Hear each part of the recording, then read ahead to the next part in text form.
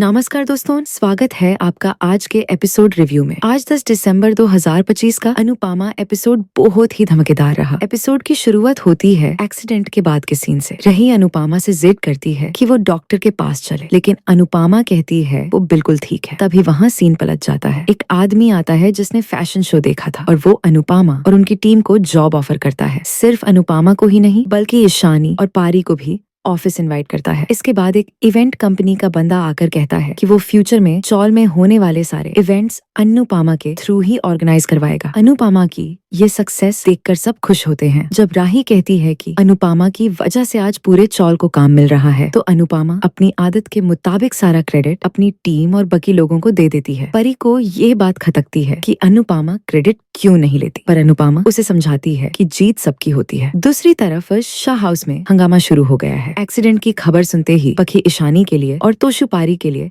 परेशान हो जाते हैं। किंजाल अनुपमा की चिंता करती है, लेकिन बा लीला का वही पुराना राग शुरू हो जाता है। वो अनुपमा को ब्लेम करती हैं कि क्यों गई मुंबई, उसकी वजह से बच्चों की जान खतरे में पड़ गई। बप्पूजी हसमुख बा को डांटते हैं कि अनुपमा की जान भी खतरे में थी, पर बा समझने को तैयार नहीं है। सीन 2 वापस चौल में आते हैं, जहाँ राजनी अनुपमा को हल्दी वाला दूध पीने के लिए फोर्स करती है। भले ही अनुपमा मना करे, पर राही और रजनी इस पिला ही देते हैं। यहाँ एक इमोशनल मोमेंट है जहाँ चौल के लोग अनुपमा को अपना रोल मॉडल मानते हैं। भरती कहती है कि वो अनुपमा के लिए कोरे कागज पर भी साइन कर सकती है, लेकिन असली ड्रामा तब शुरू होता है जब राही शांत बैठकर कुछ सोच रही होती है। अनुपमा जब पूछती है तो राही अपना शक जताती है। वो कहती है कि लाइट टेक्नीशियंस का बिहेवियर अजीब था और एक्सीडेंट नेचुरल नहीं लग रहा था। प्रीत पॉइंट मारती है कि शो स्टॉपर राही नहीं अनुपमा थी। इसका मतलब टारगेट अनुपमा थी। राही और अनुपमा सारी कड़ियां जोड़ते हैं और उन्हें रियलाइज होता है कि ये एक्सीडेंट नहीं, एक कॉन्स्पिरेसी थी। उनका शक सीधा कृतिका पर जाता है, क्योंकि वही थी जो अनुपमा की सक्सेस से सबसे ज्यादा जाली भुनी थी। अनुपमा डिसाइड करती है कि वो चुप नहीं बैठेगी और कृतिका को एक्सपोज करेगी। माँ बेटी की ये जोड़ी सच का पता लगाने निकाल पड़ती है। सीन 3। इसके बाद हम देखते हैं एपिसोड का सबसे बड़ा कॉन्फ्रंटेशन। अनुपमा कृतिका के सामने खड़ी होती है और यूं सच बोलने पर मजबूर कर देती है। कृतिका गुस्से में मान लेती है कि हाँ, उसने ही ये सब किया क्योंकि अनुपमा ने उसका जॉब और पोजीशन छीन लिया था। अनुपमा कृतिका को फटकार लगाती है और कहती है कि इनसिक्योरिटी में आकर किसी की जान लेना टैलेंट नहीं है। कृतिका अपनी सफाई देती है, पर अनुपमा उसकी एक नहीं सुनती। रजनी पुलिस को फोन कर देती है। कृतिका जेल जाने के डर से माफी मांगती है, पर अनुपमा साफ कह देती है कि यह माफी दिल से नहीं, तार से मांगी जा रही है। कृतिका अरेस्ट हो जाती है। वहाँ गौतम राही के फादर फिगर अभी भी अनुपमा के खिलाफ हैं और इस एक्सीडेंट को पब्लिसिटी स्टंट बता रहे हैं, पर ख्याति